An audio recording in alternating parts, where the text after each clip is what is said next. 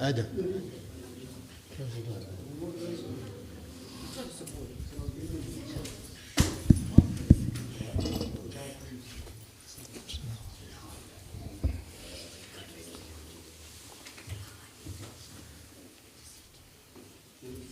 Ready?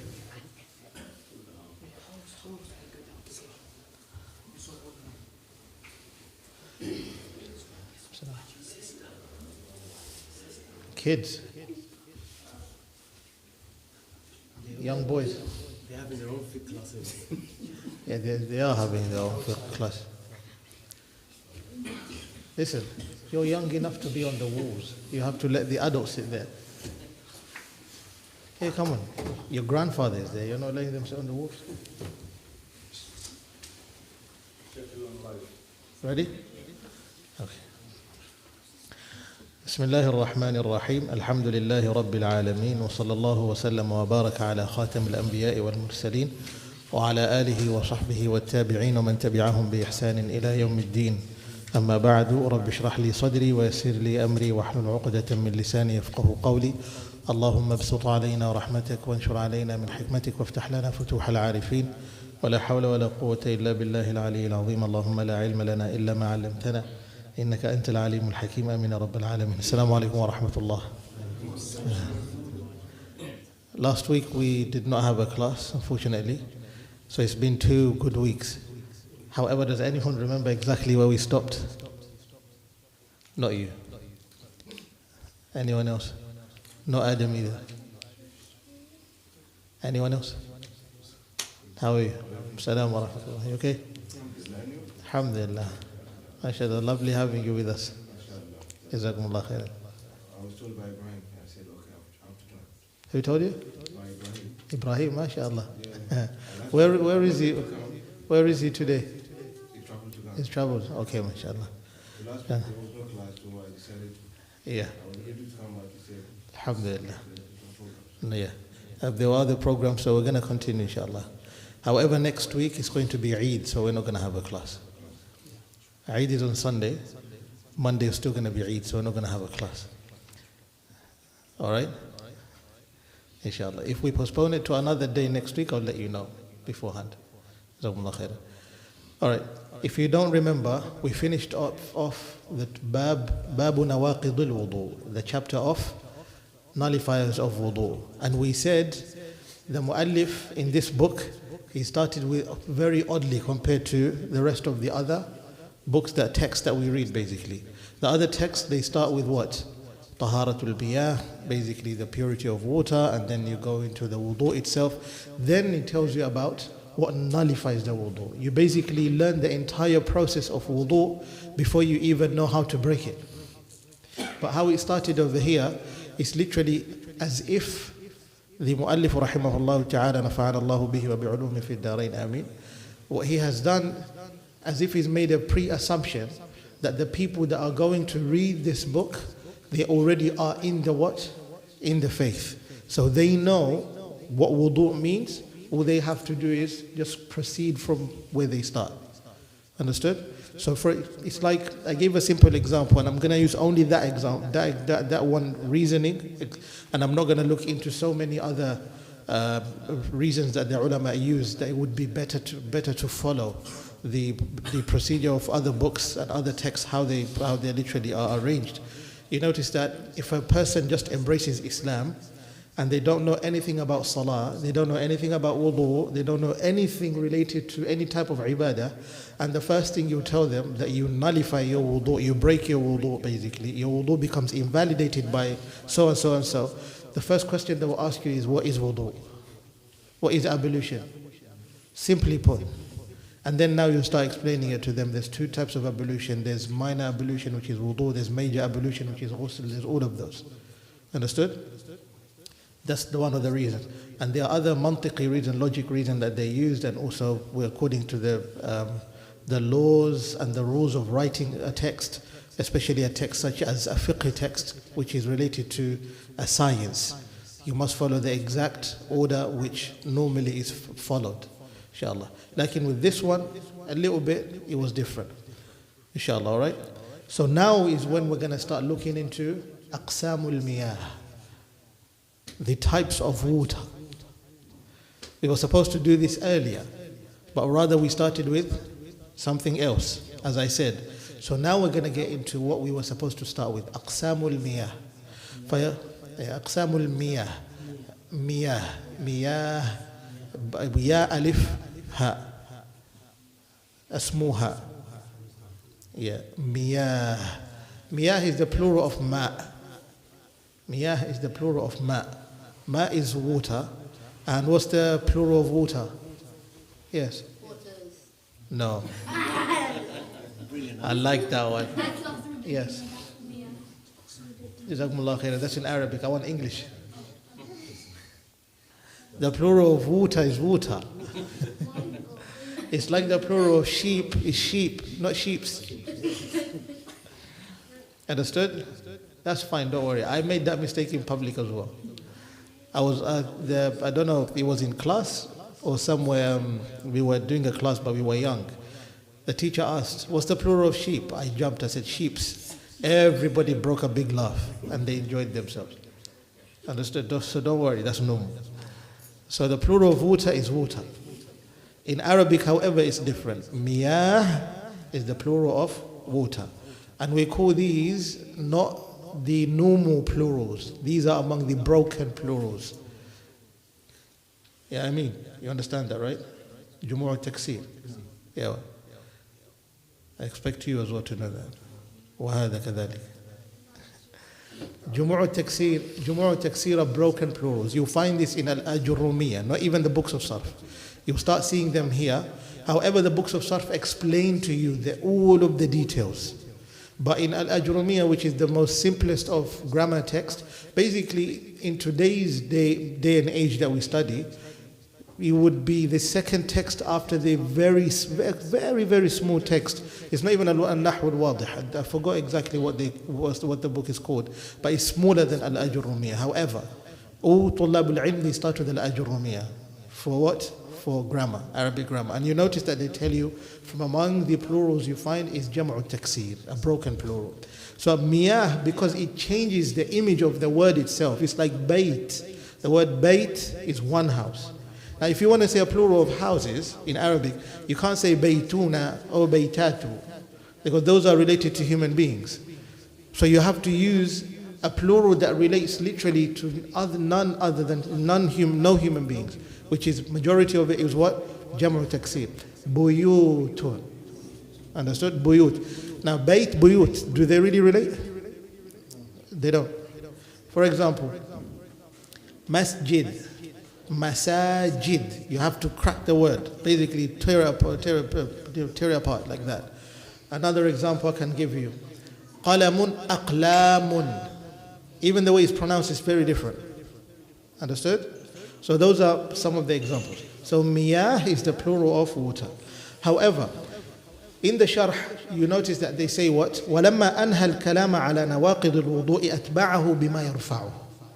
Now that's when he says, the author of Al-Jawahir al-Zakiyya, he says, after he has completed now the topic of what? نَوَاقِضُ الْوُضُوء, the invalidators of wudu, that's when now he goes and follows it up. أتبعه, he follows it up بما يرفعه, with that which what? It literally lifts the state of having your wudu nullified and brings you back to the state of what? Wudu. You get out of the state of not having wudu, you're now learning how to get into wudu. And the first condition for your wudu, to have wudu basically, is what? Water. The first condition of wudu is what? Water. Let alone the other conditions that we have. You have to be a baligh, aqil, and all of those. No, we don't want to look into those. Those are going to look into them, inshaAllah ta'ala, when we finish this chapter of water. Understood? So looking at water. But I'm going to tell you the type of waters. Type of waters. Simply as he says over here, اعلم وفقك الله تعالى أن الماء على قسمين. فقال المصنف رحمه الله تعالى ماذا؟ Acknowledge. اعلم. Let's not use the word اعلم, but bear in mind. It doesn't mean bear in mind. Bear in mind is like, so you're telling someone to do what? To pay attention. تنبه. Like in اعلم is having the knowledge. Understood? So there's a reason why he uses the word i'lam. Because it's ilm that you are taking, you have to understand what is being said. وَالْعِلْمُ الْفَهْمُ. Knowledge is to understand what you are doing. هناك فرق بين عالم وفقيه. I don't know if I told you this before. There's two different people. There's a alim and a faqih. A alim is required not only to teach what they know, but at the same time they're required to understand what they're teaching. But a faqih, they have to be able to break down masail. And those are two different skills. Sometimes you will find that a faqih, a person who is good at fiqh, is not good enough in other subjects. But a alim, you can find a alim who knows too much, knows so many sciences including fiqh. And sometimes it might not be fiqh, but they know a lot. And they know, but they have to be able to teach it and make another person understand. Understood? You cannot be a alim by memorizing too much. Just memorizing too much is not enough. Because if I tell you, I memorized the whole Quran, أنا حافظ للقرآن, I'm a hafiz of the Quran, لكن لست عالما. I'm not a alim. لا أدري شيئا من القرآن. ليس لي دراية. I don't have an understanding of the Quran. So it doesn't make me a knowledgeable person in the field of the Quran. It just makes me a hafiz. Is that very clear? So for you to be a alim, you have to have memorized and you have to have understanding at the same time. So when the word i'lam or ilm is used, it's required for both. Like for example, if I tell you, Allah says, fa'lam, acknowledge, annahu la ilaha illallah, that surely there is no Lord worthy of worship other than Allah. If I do not translate to you, interpret to you the word la ilaha illallah, wouldn't you be questioning, what do you mean by la ilaha illallah? Understood? Because that's what Allah says. And when Allah says that, He doesn't mean the linguistic meaning of the word La ilaha illallah. He's actually meaning the main meaning of that word itself. Because La ilaha illallah is our life. We breathe La ilaha illallah. You sleep and wake up and chant La ilaha illallah. You sleep and you do dua. Bi-ismika Allahumma amutu ahya. You wake up in the morning, you say what? Alhamdulillah, alladhi ahyana, isn't it? You go to the toilet, you say Allahumma inni a'udhu bika. You leave the toilet, you say Allah, Alhamdulillah. You want to eat, Bismillah. You finish, Alhamdulillah. You pray, Allahu Akbar. You finish, Assalamu alaikum wa rahmatullah. Constantly, whatever you do, Allah is in your life, which means that you have man yuraqibuk. The person that is literally watching you. Man yudabbir umurak. The one that is literally concerned and taking care of your affairs. So whatever you do and you commit that sin, you always feel guilty. Do you know when you start committing sins? When your knowledge of Allah literally is covered and disappears. Not that you don't know who Allah is, but غُطِّيَ عِلْمُكَ لِلَّهِ. Your ilm of Allah at that time is covered. So you're not really paying attention to what you're doing, and it goes through stages. When shaitan wants you to commit a mistake, you're not going to commit that mistake just by waking up today and you do it. No, first of all, you'll notice you're not reading Quran and you're not bothered. You're not reading Quran and you're not bothered. Because the first day you feel guilty, the second day is okay, third day you're used to it. Second of all, you are doing daily adhkar, now you're not doing them. You are more concerned about your akhirah and building something, maybe more concerned about having a decent life and having a life of order. Now it's all about chaos. You want to go out with friends, you want to do this, you want to do that. And how long do you think that takes to happen? Less than 24 hours.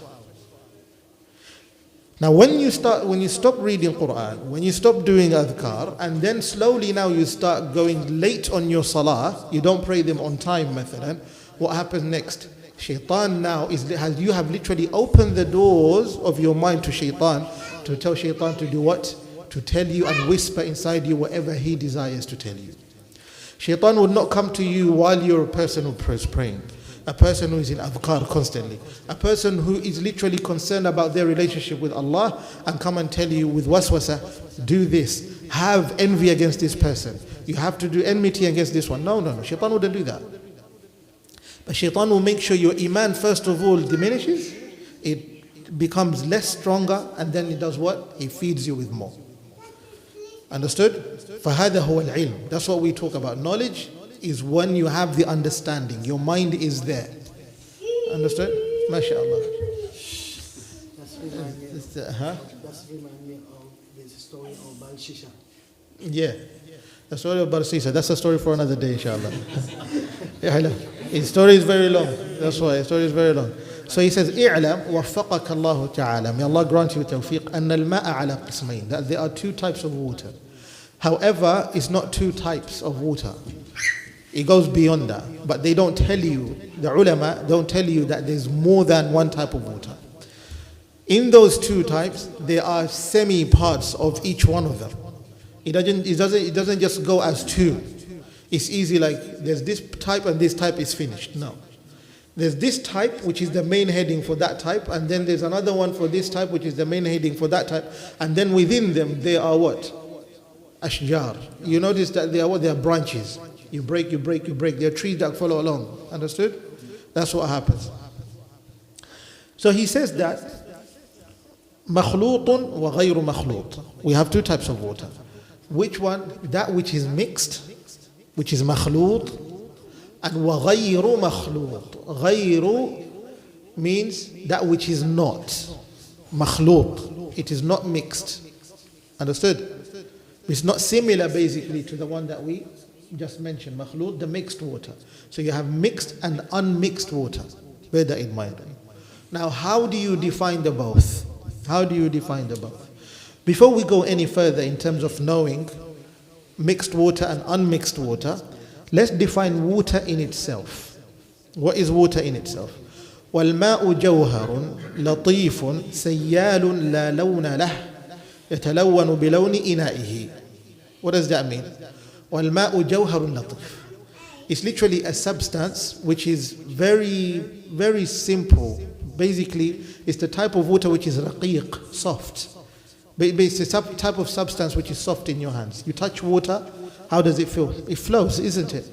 We know, yes, there is hard water, there is water which is good, but that's not what we're talking about. Generally, water, what does it do? It flows in your hand. Mathalan. That's an example I'm giving you. To a position where if you feel rough or whatever, and you go touch water, you start feeling smooth again. I remember one of my friends told me I cannot cut my nails until my hands are wet, because his nails becomes really hardened.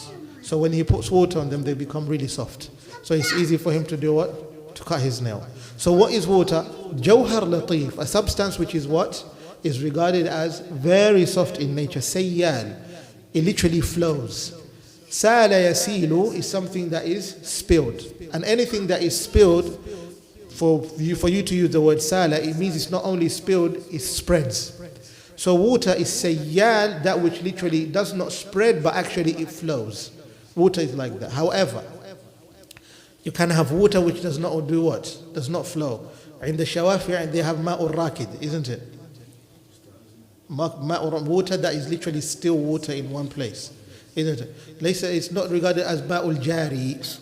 هناك الماء الجاري والماء الراكد. عند الشافعية, that's when you learn all of those. Like over here, we don't mention those terminologies. لذلك لكل مذهب ماذا? Every single بارك الله فيك. Every single madhab has its own what? Istilahat. Its own word. What is it? What's the word? Terminologies.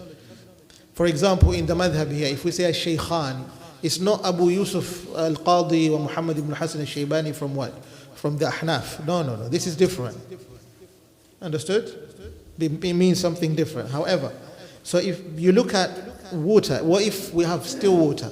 However, that same still water is the same water that if you do something to it, it's going to do what? It's going to move. So it doesn't hold one position. Water moves according to how you move it. Then he says, La lawna lah. It does not have a color. Water is transparent, colorless. What does it do? يَتَلَوَّنُ بِلَوْنِ إِنَائِهِ. It takes the color of its what? Utensil. Wherever you put water, it's exactly how it's going to look like. If you put it in a green cup, the water is going to look green just like the cup. If you put it in a colorless cup, it's the water, you can literally see through the water. That's the nature of water. What type of water do we call that?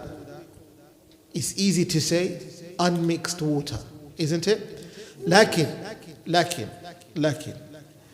للماء أوصاف. Water has what? It has its own attributes, characteristics that you need to know. And he does mention them here, if I'm not wrong. Somewhere ahead though. Yeah, he mentions them somewhere ahead. But I'm going to tell them to you, I'm going to tell them what they are before we even get there, inshallah. للماء أوصاف. Water has its own characteristics which you need to know them. Because remember, we're dealing with fiqh. You need to know that water has its own color, which is colorless. Understood? He has its own rih, its own basically smell, odor, which is odorless. Water does not have any odor basically. And then it has its own taste, which is tasteless. Even if we say tasteless, it's still a type of taste. Because when you drink it, yes, you don't feel any taste, but to you it's a taste. Because the moment it changes, what do you say? It's not in its what? In its natural form. And they say kadhalik? Do we all agree? The tasteless water that we say it has no taste, that is its taste. The moment that taste changes, what happens next? It's not the normal water that you're drinking. Right? Your tongue denies it. Or you would drink it, but your mind is thinking, what was mixed with this water? You don't know. So why is it important to know these characteristics, these three? We're going to come to mention it over here. So when he says, al-makhlutu, he says that al-makhlutu bi-ghayrihi, that which is mixed with other than water itself. Understood? وَغَيْرُ مَخْلُوطٍ مَخْلُوطٍ بِغَيْرِ أَجْنَبِيٍّ. It's not mixed with anything which is additional, which is external basically. So if water is mixed, it's mixed with something external. I hope that's very clear. If water is mixed, it will be mixed with something which is external. It's not going to be mixed with water itself. Because if you mix it with water, you can't call that mixed water yet. I hope that makes sense. If you take water and water, you mix it together. For example, you take sand and sand, you put them together. Have you mixed anything? You haven't, isn't it? But if you take water and water, you've mixed it, isn't it? No, you haven't. You haven't mixed it. But if you mix water with something which is none other than what, basically you mixed it with something which is not water, then what happens? It's mixed now. A problem starts rising. You start questioning now its integrity. What about its color? What about its odor? What about its taste? Have any of these three changed? And if that thing is mixed, what type of it is it mixed? What is it that is mixed? Is it something that can be separated from the water? Is it something that remains in the water and it's impossible to shift it away? Understood? There's all these factors. That's why we mentioned those three characteristics first. So he carries on by saying, وَهُوَ الْمَاءُ الْمُطْلَقُ أو فَأَمَّا غَيْرُ الْمَخْلُوقِ. And that which is not mixed of water, فَهُوَ طَهُورٌ. بمعنى, if you hear the word طهور, Rasulullah sallallahu alaihi wasallam, he used the same words. When he was asked, imagine, if that we are in a ship and then we have no water but sea water, what do we do in this case? We just have ocean water. Do we do wudu or not? Would it be tahir or not? That's when Rasulullah sallallahu alaihi wasallam said what? الطهور ماؤه والحل ميتته. The water that you find in the ocean or sea or beach is naturally clean, pure by its nature. And whatever you find within those waters, basically in the ocean, is all halal as well. بخلاف الأحناف. Our brothers, our dear Hanafi brothers, they make it very difficult. You cannot eat anything but fish alone. Have you ever had turtle meat? Trust me, turtle meat is way better than fish. If you ask me if I've had it more than 20 times in my life. It's like I go to the forest and then I see a deer. Am I not allowed to eat it? If a deer is okay, then how could the rest not be okay? Does that make sense? But they have their own hujjaj, they have their own reasonings which you cannot overlook them. Understand that. Al-Imam Abu Hanifa had reasonings that used to make Al-Imam Malik sweat. That's how it was. And Al-Imam Malik would ask him questions. Al-Imam Abu Hanifa would not have an answer and he would leave just like that. Understood? However, now the word tahur is used from the hadith. Now they interpret the word over here by saying في نفسه مطهر. Basically مطهر لنفسه ومطهر لغيره. For the students who want to write it down, they have to write that down. What does tahur mean? مطهر لنفسه, basically طاهر لنفسه, طاهر لنفسه ومطهر لغيره. What does طاهر لنفسه mean? It is clean and pure in its own. It doesn't need to be cleaned. And at the same time, it cleans something else. Does that make sense? Water is pure in its own, and then it cleans something else as well. The purpose of water is to clean and cleanse something. So that type of water is the type of water which is not mixed with anything. It maintains its original form, original texture, which is colorless, odorless, and tasteless. Don't forget this, inshallah.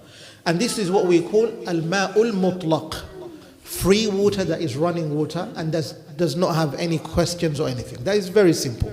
But we're going to come back to that, inshallah, because it's going to carry on like that.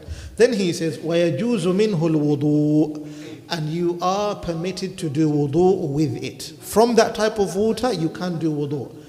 Now he gives you the examples of water that you can use. What type of water can you use? Sawa'an. It doesn't matter, regardless. نَزَّلَ مِنَ السَّمَاءِ. If it's water that has literally come from what? From the heaven, from the skies, basically. So how many types of water do we have from the sky? One? Do we have one type of water? Rain, isn't it? Today it was raining so much. The reality is no, we have more than one. Anyway, now let me mention to you, kal-matar. Matar is one, which is what? Rain. Number two is a-thalj, snow. That's number two. Number three is al-barad. Al-barad, hailstone.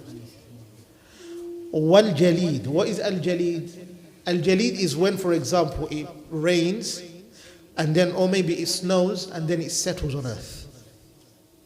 And then that which settles, sometimes what happens to it, it melts. Understand? Al-jalid, that's what it is.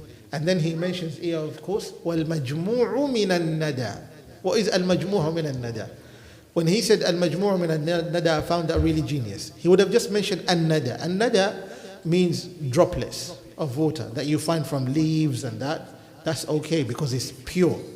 It comes from rainwater, but it comes from water that has gathered itself on the moisture of what? Of the trees and leaves, and isn't it, on plants.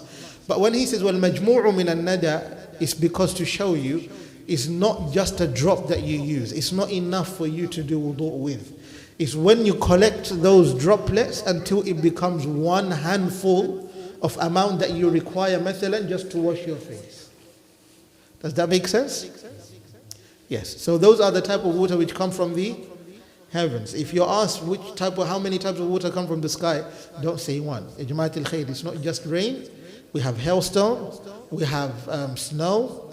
We have also that which comes from the skies and then it settles down, because that takes a different texture.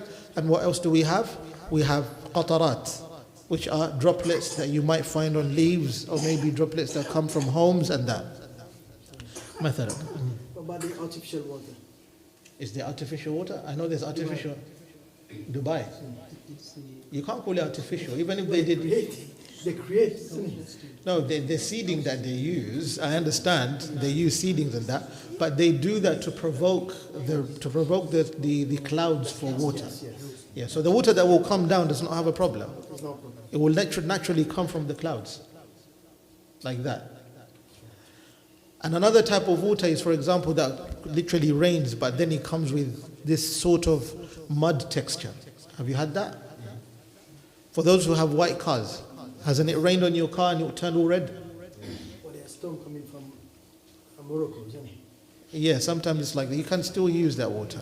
There is some new technology in water coolers. They extract this air and Yes, they collect the water. that's okay. Another thing is أو ذاب بعد أن كان جامدا. Or water, for example, you put ice in the freezer, and then after that you took it out and let it do what? Melt. ذاب. What does that mean? Melted. بعد أن كان جامدا. After it was what? It was one whole. It was solid. That's what it is. Another type of water, أو نبع من الأرض. And in the sharh, if you look at the hashia, I really love the answer. You know what they said? I was concerned, why would they say أو نبع من الأرض? That which literally just gushes from the earth. We know there's water from the earth. There's oceans, there's rivers, there's ponds and all of those. There's no problem, isn't it? There was an issue. Some said, he says over here in the Hashia, فيه رد على من قال لا يجوز التطهير إلا بماء السماء. You are not allowed, permitted to do tahara except with water that comes from the sky, but not water that is on the earth, on the ground. You can't use that type of water.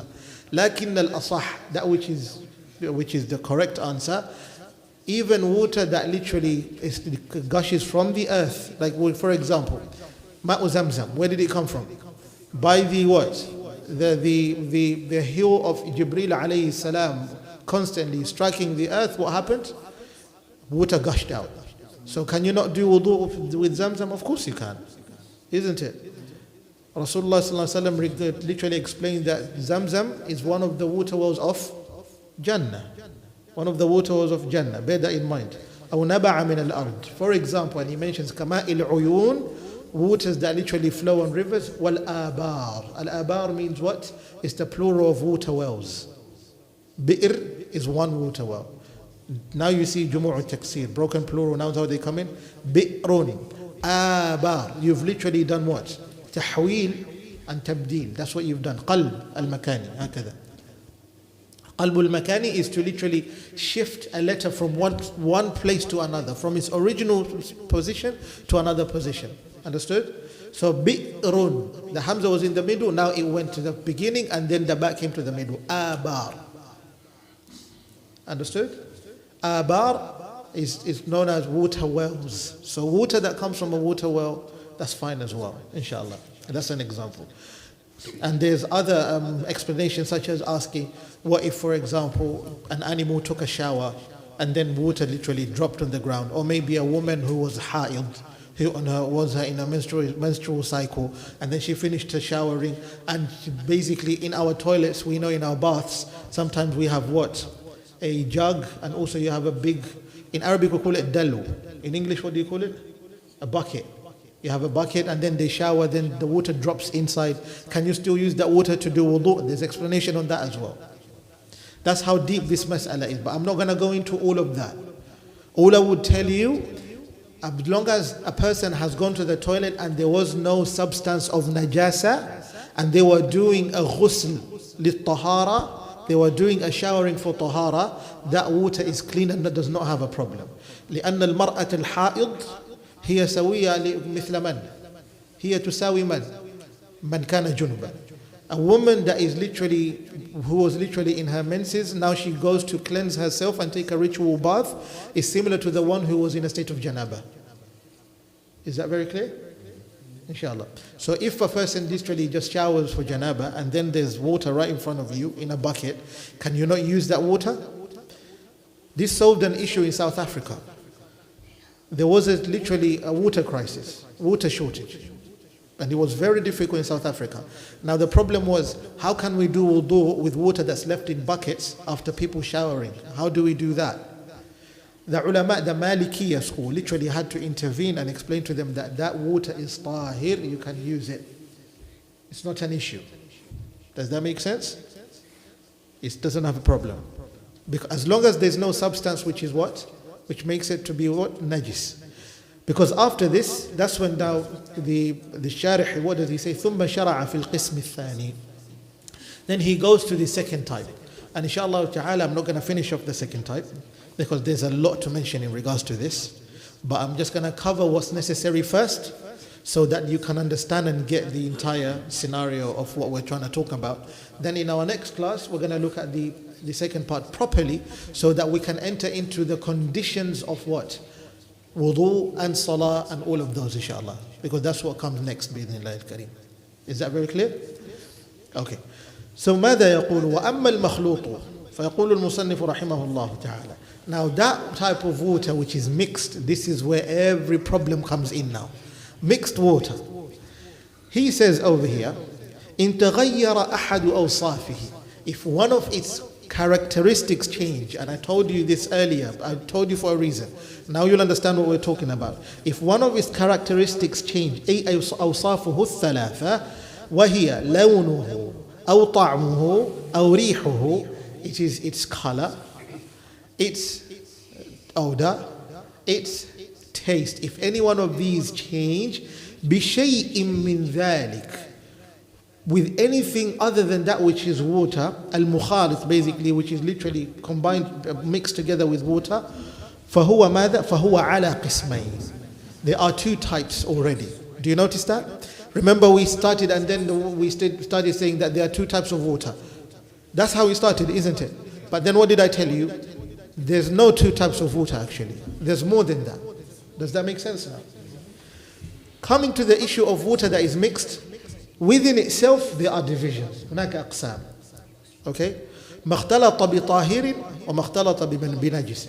That which is mixed with something, with a substance which is tahir, pure, and that which is mixed with a substance which is not pure, with a najasa. What do you do in this case?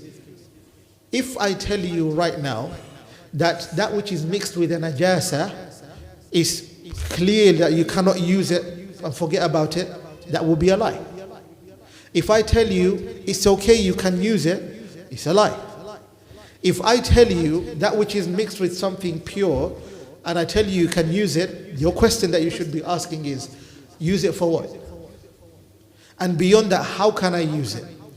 Because not in every case you can use it. Understood? Now all of those are literally parts of its own. If you look at that, that's already four. Ma'un makhlut, mixed water. This is your title, imagine that. That's why I always say, even if I teach Arabic for the rest of my life, I will love fiqh every day. No one can deny that. Fiqh is amazing. Ma'un makhlut, mixed water. Already two types. Makhlutun bitahirin wa makhlutun binajisin. That's two types. Amma al-makhlutu bitahirin, that which is mixed bitahir, in itself, has a connection with that which is not mixed at all. Understood? We said that water that is not mixed is that which maintains its three characteristics and is not literally touched with anything. That's what we said. We were discussing about that, isn't it? And we said the types of water that literally you can use which are regarded as unmixed water. Are you with me? Are you with me? Okay, simple question. The types of unmixed water, give me one. One. Mud. Huh? Mud. Mud? No, not mud. Unmixed. Unmixed water. Slow. Snow. One.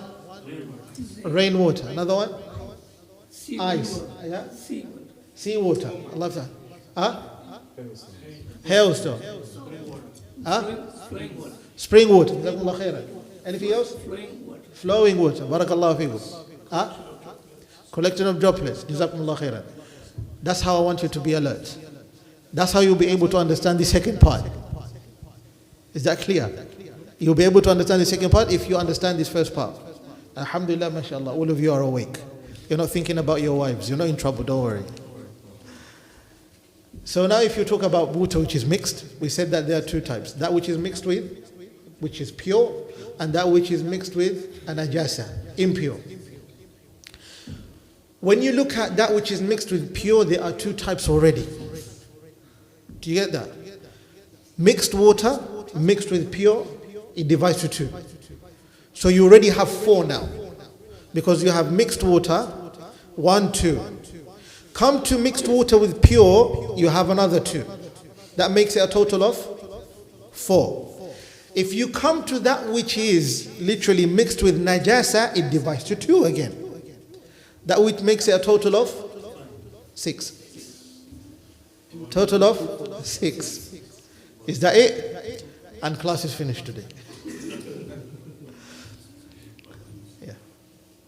Or do you want to carry on? That's why I told you, you really want to enjoy this class, you need to be taking notes. Understood? You really want to be taking, you want to enjoy this class, you have to be taking notes. And I find it fun the most, the moment we start talking about water onwards. You know why? Because when it comes to nawaqidul wudu, the invalidators of wudu, it's simple. It's just that there are other issues which some of them is very difficult to explain. We had that class here, a weird class. And on top of that, some other issues which are not always going to happen. But it's simple, we know, okay, by touching a woman on purpose and going to the toilet and all of those are easy. But when it comes to water, people don't pay attention to that. When it comes to doing their wudu, they don't pay attention to that either. Because for example, the Shafi'iyya say, if you have a bucket of water, you throw your hand in and you take it out, as long as your hand is mixed with water all the way to your elbow, your wudu is okay. To us, your wudu is invalid. There's a shart for wudu. And we're going to mention that when time comes. And there's a good reason why. So what if I put my hand in the bucket for 2 hours until my skin is soaked? Not my skin is soaked on the outside, on the inside. Does my wudu count? Nope. It does not count. Doesn't count. Does that make sense? So inshallah, in our next class, we're going to look at mixed water alone. The 6 types of mixed water, because there's a lot of masail. When it comes to water that's mixed with najasa, which one can you use? Which one can you not use? Which one is makruh to use? And which one is better to avoid? And in what case is it makruh? What case is not makruh? Do you see all of that? We need to discuss that. Now coming to water that is mixed with a tahir, which is mixed with some substance which is pure, a pure substance. What do you do in this case? Can you use it for wudu? Not each one of them. Yes, there are. There are others which are mixed, but you can still use them for wudu. There are others which are mixed with wudu, but it's better to avoid. You don't do it for wudu, but you do use it for other reasons. If you can use it for other reasons, what are those other reasons, mathalan, for example? Think about that, inshallah.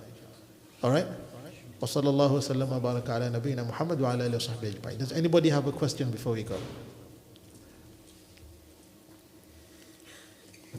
There's either 3 cases. It's either I've explained it really well that nobody needs to ask a question, or number 2, all of you are shy to ask a question, or number 3, I was an extremely bad teacher that none of you understood anything. Number four. Yes. If possible, you can go back to that which is mixed with the tahir. Yeah. How it comes to be 4. I'm confused without 4. No. Water that is mixed. Just one first title, mixed water. We have two types, isn't it? Which is mixed with tahir and that which is mixed with najis. Mixed with tahir, you have 2 types. So mixed with tahir alone, it divides to 2. Not 4, 2. Yeah. Unless if there is anything which I've left out, I'll bring it in inshallah next week. But I don't remember anything else other than that. Yeah. But mixed with najis, as a topic on its own, divides to 2. But if you take mixed water generally, it comes down as 6. Does that make sense? That is where I'm confused a bit. Because this one is 2. Yeah. Just know this. Mixed water mixed with tahir, there's 2 types. Water mixed with najis, there's 2 types. But mixed water in itself is 6. Because mixed water, there are 2 types of mixed water. Okay, this one type of mixed water, to how many types does it divide? It divides to 2. And this other one, to how many types does it divide? It divides to 2. Can somebody... I have a paper here. Yes. Ay talibul ilm, I'm telling you, listen. One of the shurut of talibul ilm, you do not walk around without a pen and a notebook, not a paper. I have a paper here, don't worry. You have to be, if not this, you have a little pen that you literally know that is covered really well, and you have it with you everywhere. There's a book known as Sayyidul Khatir. Sayyidul Khatir, what do they call it in English? The Ibn al-Jawzi. Sayyidul Khatir is the Sayyidul Khatir. Basically, Ibn al-Jawzi, he wrote this, subhanAllah, he has basically is going through the intellect. Whatever the mind comes, whatever he was able to come into his mind, he wrote it down of knowledge. Do you know how he wrote it down? Those divine moments that he had, those thoughts, divine thoughts, and those moments that he had, he would write them down immediately, and he wrote a whole book. How was he able to do that? By having a pen and paper right in front of him. And today everyone is reading from that book. There's no talibul ilm that has not read from that book. Bear that in mind. Let me write it down for you and then I'll give you the paper.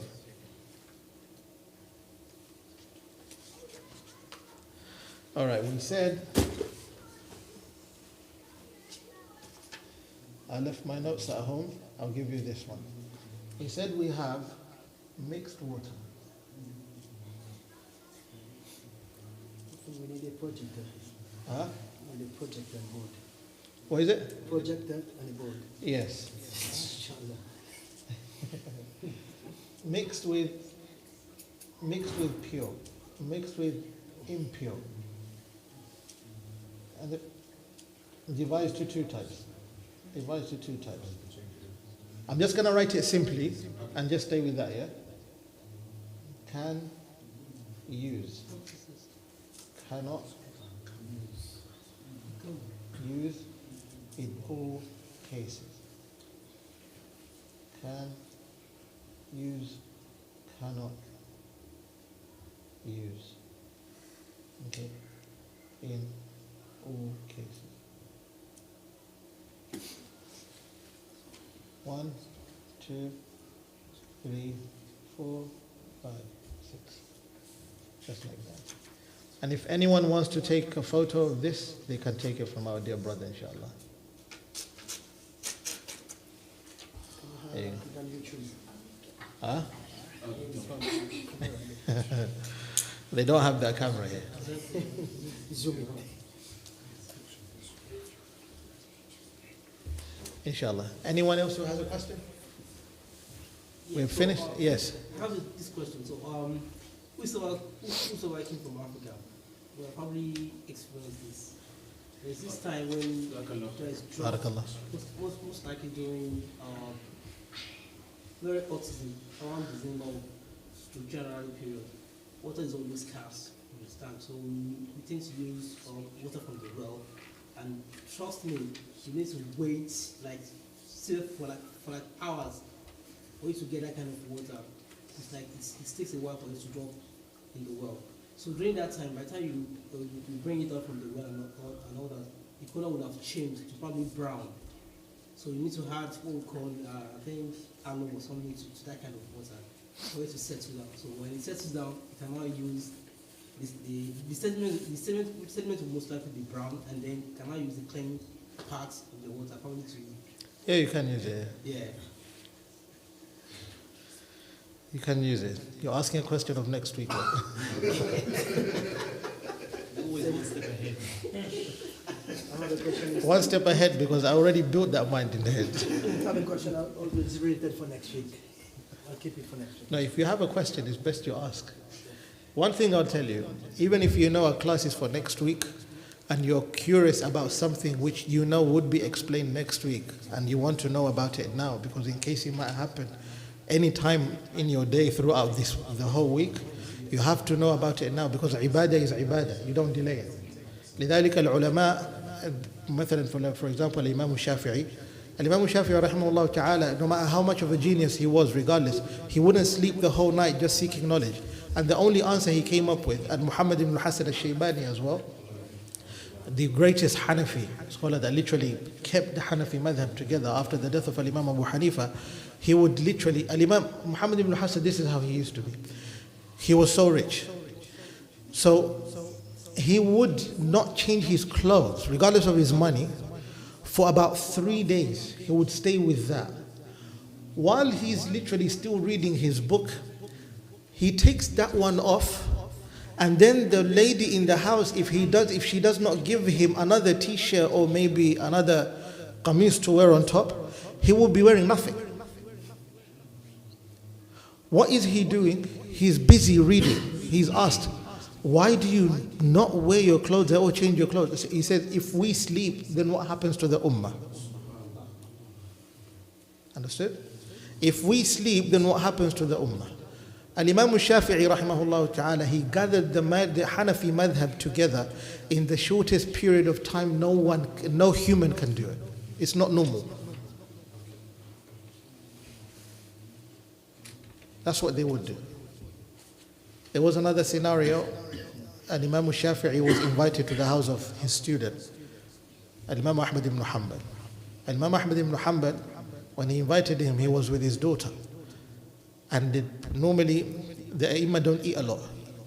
great scholars don't eat a lot. That's why you see the majority of the time there, they don't have weight. But that day Imam Shafi'i was there, he ate a lot. This is what his student told his own daughter, and Imam Ahmad ibn Hanbal. He became an Imam later, after him being a student. He told his daughter, my Sheikh, he prays the whole night. He prays the whole night. He doesn't eat a lot. And there's another one, Allah. What does he do? There's a third. Yeah, he follows the Sharia properly. And Imam Shafi'i broke each one of them. This is what happens. He enters the house of Imam Ahmad ibn Hanbal, and he's literally prepared food for him. The first thing he does is he eats too much. The daughter is surprised. Why did he eat too much? Dad, you told me something different. And especially with kids of today, before even the night passes, your kid will start questioning, Dad, you told me that your teacher is like this. He literally finished all the food, we have nothing left.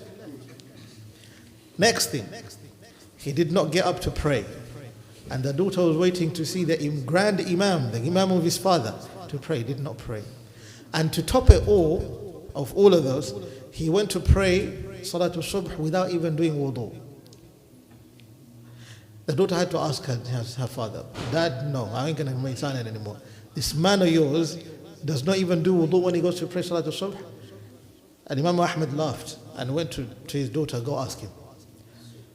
When Imam Shafi'i was asked, he said, number one, the reason why I ate a lot of food is because ta'amul salihin, the food of the righteous, is always a cure for your body.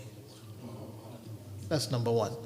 Number two, I did not do my night prayer at night because I did not even sleep the whole night. What were you doing? My night prayer was literally gathering masail, issues related to ibadah for the Muslims. 200 masail in one night so that the ummah may benefit. Ya Ahmed, take this and give it to the people. And your third question, why did I not do wudu? Is answered with the second one. I did not sleep at all. And I did not break my wudu, so I went to pray like that. Understood? وَهَكَذَا كَانَ الْأَئِمَّةُ. That's how the Imams were. They used to not delay issues which relate to their ibadah. So what's your question? I had to prep you for that. He's forgotten now. Normally, back home when there's storm, there's a lot of water. People gather water in drum, even the water is pure, but they said that the water could contaminate it, cause diarrhea, cause malaria, cause everything. Contaminated because it's stored in one place? That's correct. Yeah, you can use that as well. Rasulullah sallallahu alaihi wasallam, this is from a hadith, by the way. The reason why you can use that type of water, just like how you asked. Rasulullah sallallahu alaihi wasallam used to have his water in pots, though clay jars, clay jugs. That's where his water was placed, and then it was put into a cool area so that it can cool down. So what happens is that normally clay leaves its reminiscences, traces, isn't it? When you pour until the end of it, you'll find traces of clay in the pots. And they say, who's used clay pots to store water? Any one of you? I used those when I was at boarding school. Yeah. You used that as well, isn't it? At the very end, you find that there are some traces of clay, right? That water is not najis and it's not haram. It's pure. It's fine. You can use that water for wudu and other reasons as well. One more question. Yes. One other thing, we being Hanafi, we have read things in one way, and we Hanafis compared to Arabs, we are not very familiar with the Masail. So now as we are sitting in these classes, we being Hanafi, as we are saying about the seafood, we are not allowed to take that. Now we thinking usually when there is someone alone in the rear sub, and other people, they come, so they keep the hand on somebody. If that is Hanafi, you say, what this guy is doing. But later I asked my sheikh, he told me that it is even mentioned in our fiqh, in Hanafi, that it is better if you have some idea that this person knows that this is good to go back with the guys. So it is also mentioned in the Hanafi Maslak. But we didn't know about that because back in our countries, even we didn't know that Yameen, Arab, all the time they say Yameen, Yameen, Yameen. And it is mentioned, I think, in Hadith, our ulama, later I asked them, so they told me that it is in Hadith that start everything from the right side. Then I asked them that, Sheikh, we didn't know, you didn't tell us.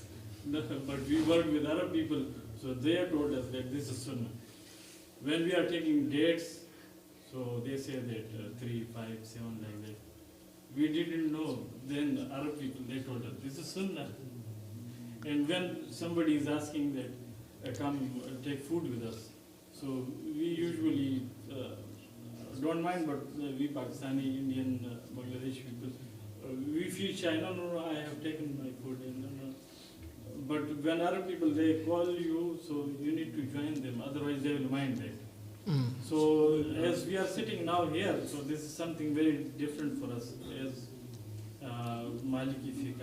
This is different for us. And this Shafi Fiqh is different for us. So then we get confused with the thing that now Shaykh is telling something which is new. I understand. Yeah, Yes. yeah. So we get confused too much. What should we do? So let me ask you, Yeah. are you getting confused because you're loving the madhab, now you want to shift? No, no, Shaykh, I'm really enjoying it. I'm No, really basically, do you want to change from Hanafi to I'm really Maliki? enjoying it. And this is also You want to one thing. revert? You're free to revert, and I would not tell your Yeah, family. Don't worry. I'm really enjoying it. Oh, wait. But the thing is that the thing is that Sheikh, we Hanafi people usually later one Sheikh he told me that this is not the case of this is allowed, this is not allowed. This is a matter of afzal. He told me that this is a matter of afzal. If you tie your hands like this and if you keep it like that, so he told me that these both are allowed. But we Hanafi people, we think this is allowed, this is not allowed. I'll tell you. I understand you. I understand what you're saying 100%. Like you notice that.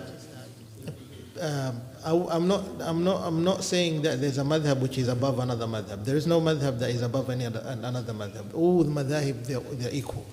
The only difference comes when it comes to understanding the issues related to day-to-day life and what needs. Basically, when the ulama they did the istinbatat, which is what to extraction of rulings and that from the sources they had, they all had a different understanding. So what happened is that because of these differences, you notice this school has its understanding and this school has its understanding. But this is what Sahib al-Ashal he says, and I repeat this all the time. ومالك وأحمد والشافعي أبو حنيفة الإمام التابعي على هدى من ربهم ورحمته. They are all in the what? In the guidance of Allah. Al-Imam Abu Hanifa, Al-Imam Malik, Al-Imam Shafi'i, Al-Imam Ahmad ibn Hanbal. Understood?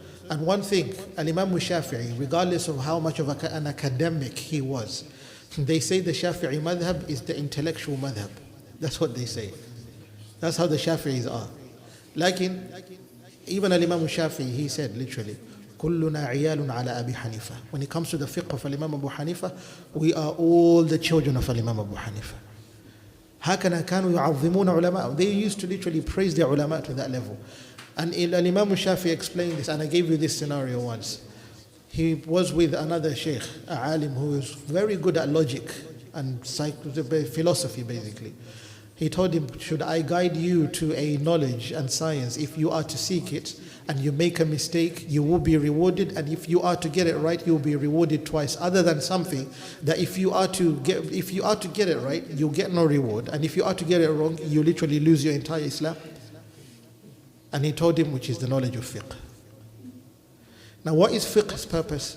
The difference is the rahmah, the mercy between, so that there can be ease. I was asked a question, and yes, it's true. All three madhahib, other than the Hanafi madhab, we disagree with the fact that a woman can marry herself off, especially first marriage, without a wali, without a guardian. It doesn't make sense. Agreed? Ya Shafi'iyya. You agree? Without a wali, Hanbali. You agree?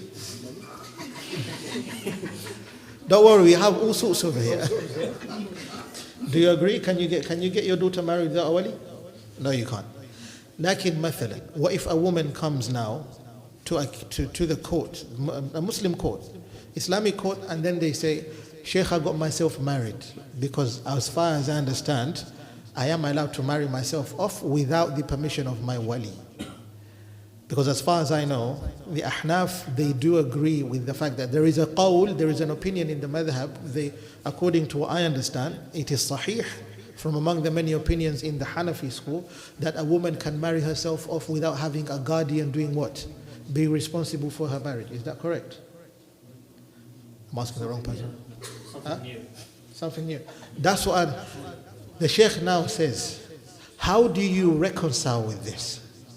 But according to my madhab, and according to the madhab of the other ones, the Shafi'i and the Hanbali, that nikah is invalid. Because if you literally look at the hadith, Rasulullah said, La nikaha. And the moment you see la nikaha, that la literally excludes everything. Excludes everything. Understood? La nafiya, yunfi kulla shay. It literally denies everything. La nikaha. Now how do you know it's a denying la? It's literally when the next word that comes is a noun, and that noun, and so you want me to say in Arabic, it's a noun which literally has a fatha, basically ends with a nasb. But I'll tell you simply, ends with a what? A fatha. That's how you can understand it. You know what fatha is, right? Fatha kasra dhamma? Or zed, I don't know, what is it? It's two. Zabar zed pesh. This is Zabar. Zabar zed, yeah, zabar. For example, zabar. Zabar means fatha, by the way. For those who don't know. I had some students that did not understand fatha kasra dhamma. No matter how much I told them, they denied to become Arab. Yeah, they said we'll remain Pakistanis. No matter what. And I told them, I am proud of you. Al-Muhim, Zabar means Fatha, Zair means Kasra, Pesh means Dhamma. Understood? So it has a Fatha. Well, the moment you see that, that means everything is excluded except. So you use illa, except for these. Only if you say, for example, the simplest example that is used in grammar, La rajula fid dar. There's no man in the house. It means there's no chicken in the house either. There's no breathing soul in the house. There's no one. That's what it means. Understood? Illa Zaydan wa Amran. Mathalan, there's only Zayd and Amr. Those are the two people that exist in the house.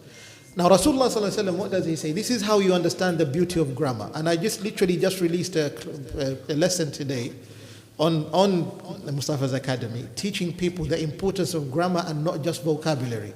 This idea of just studying vocabulary, Arabic vocabulary, knowing how to say ma hada, ma hadihi, hada, that is false. That's not Arabic. Your Arabic will be distorted. Understand that. Coming to your point now.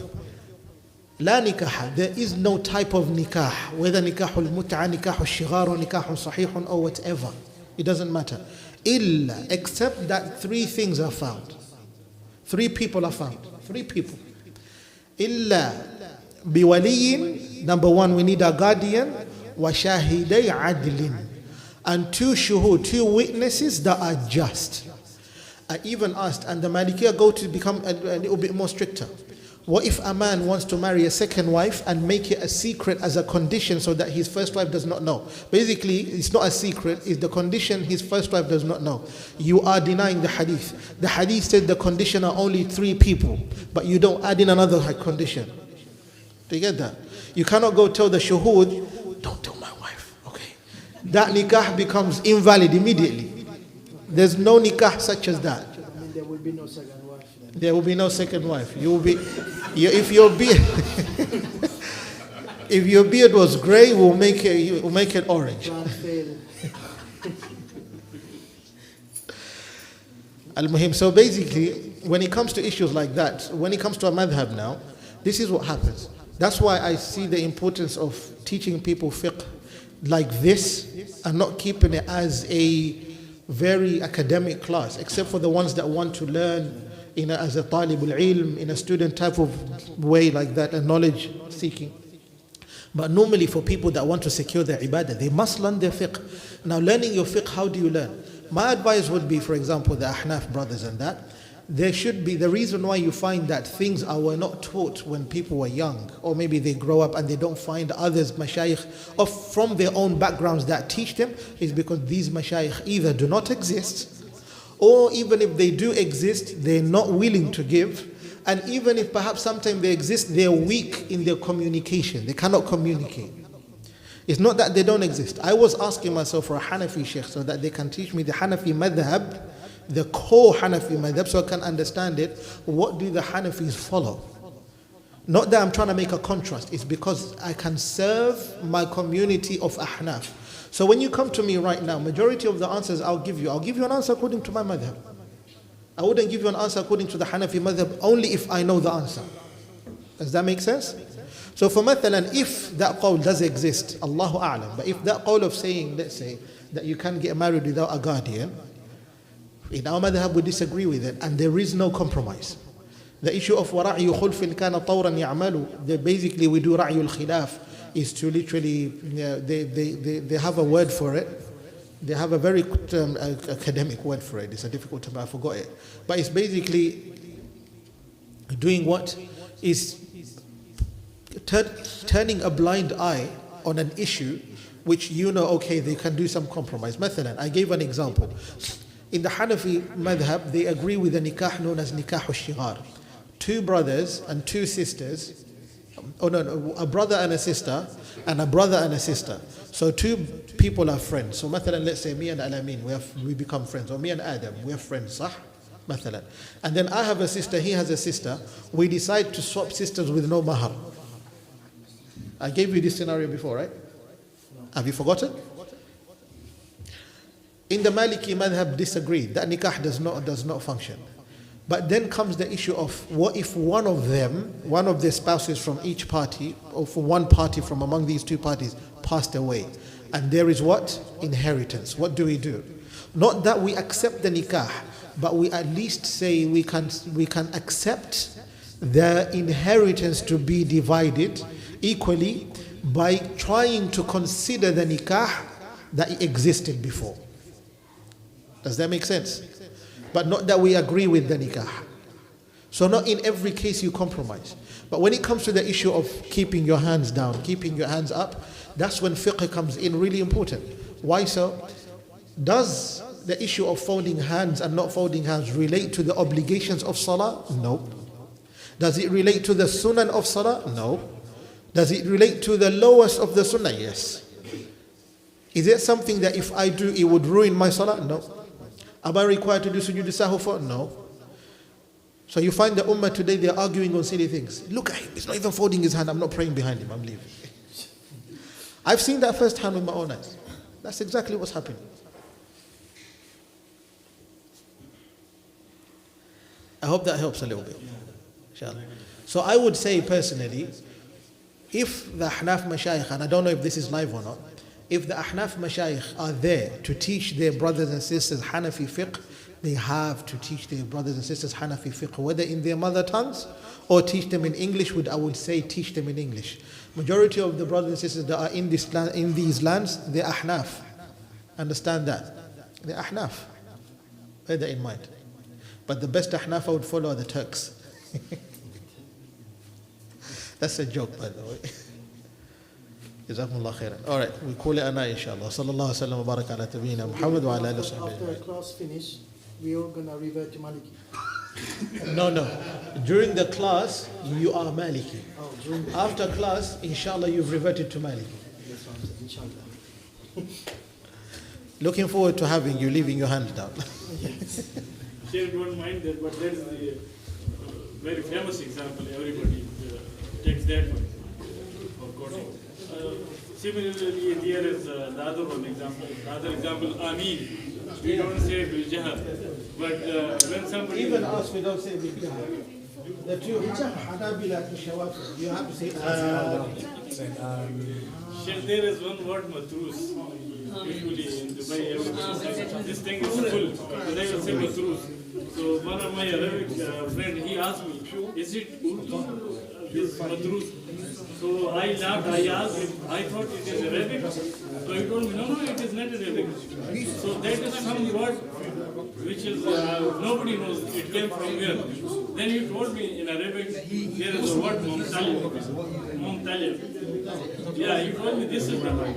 I told him, this is,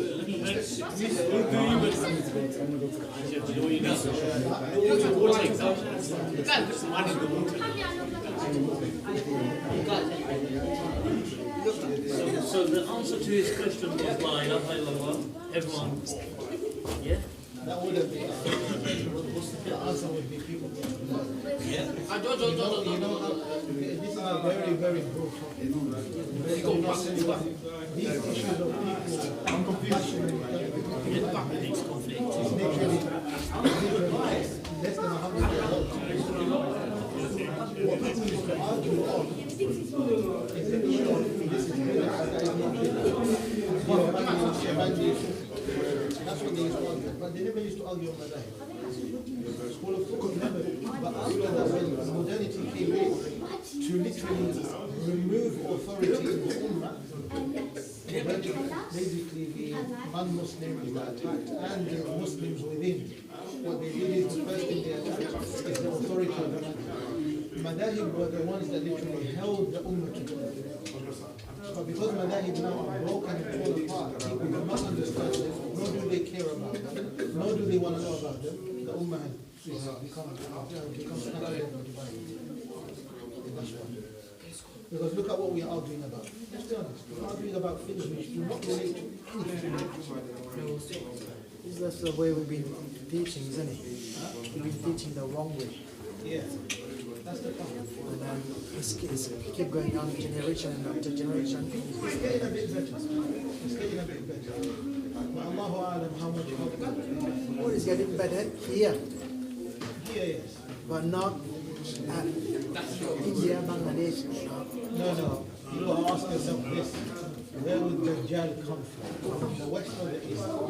There's no hadith that says Dajjal will come from the west. Yes, coming from Dajjal will come from the east. Now that should answer your question. no, their answer is getting better now. Yeah, alhamdulillah. In our country's answer is getting better now. Alhamdulillah. Well, I'm in the middle because they bring from India, they bring from everywhere.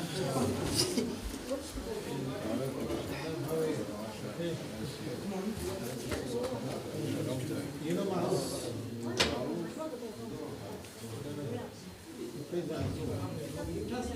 I'll call you.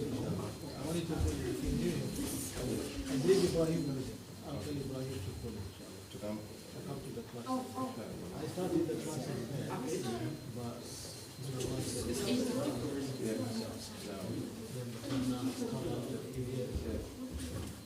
now I'm going to take it over. That's for Yeah, I was talking about Ibrahim and I said it to come last week and he said there was some different problems. That's quite sad last week. Yeah. I'm thinking of next week because it's Eid. If I can postpone the class to at least a Wednesday for that week, and then we can cover that week's class. I would really appreciate covering the class and not having the class. If we can have the brothers around and we can attend, that would be really good. But I'll see, inshallah. When I was done, I'll ask which If we decide to change the dates anytime soon because of Eid, I'm letting you all know in a group. Inshallah. If you're, I don't know if you're in that group. Ask the brothers. I think there's you can stand up and join in.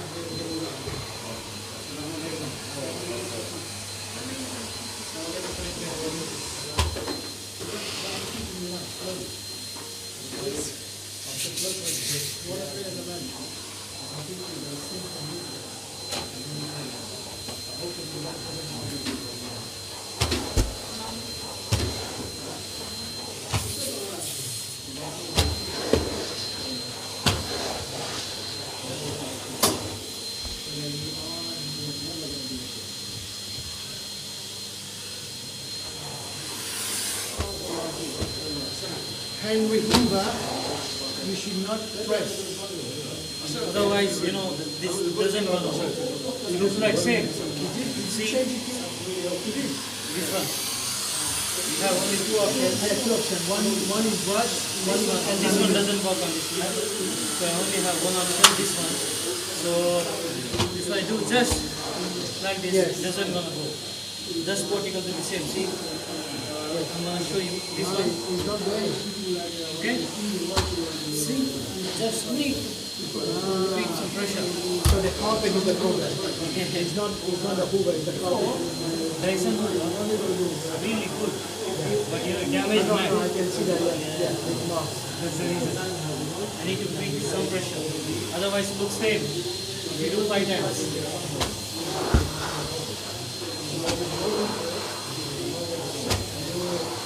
And it's making hard for you, isn't it? You have to apply pressure. Yeah, I need to apply. Otherwise, no.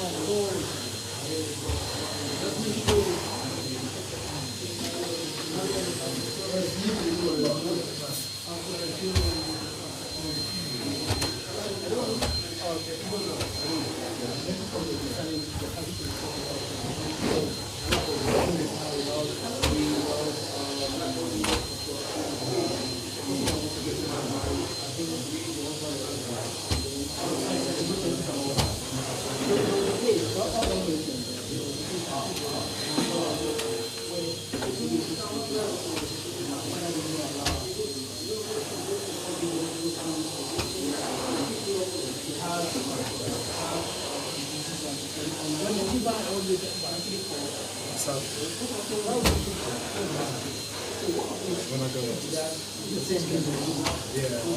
I've just got, just make sure.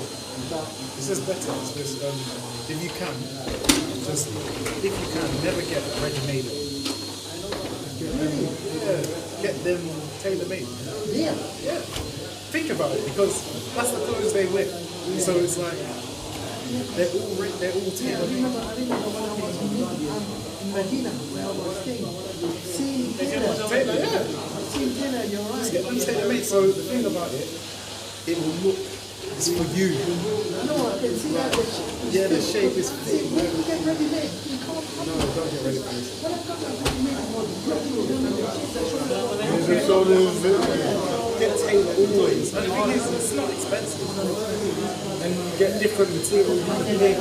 Like, I picked the style, I picked this, I don't want a collar, I picked zip. I picked this yourself. When you go next, make sure, just go. Yeah, inshallah, when you go next, just make sure you go to the tailor. You'll pick the color, the material, everything to how you want it. Better. You get the size. Honestly, I never get rid of it. Never. Because it's so much better. Now, and they're everywhere. It's what they wear. They themselves.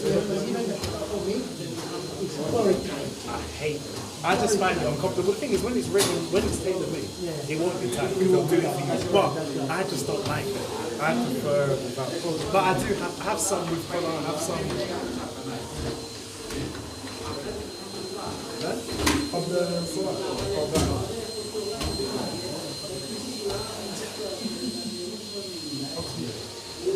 Are you staying from my place?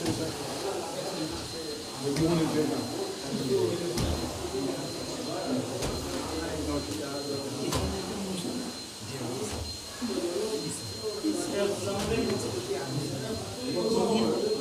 He's younger, but that picture, because he's 4, he looks bigger.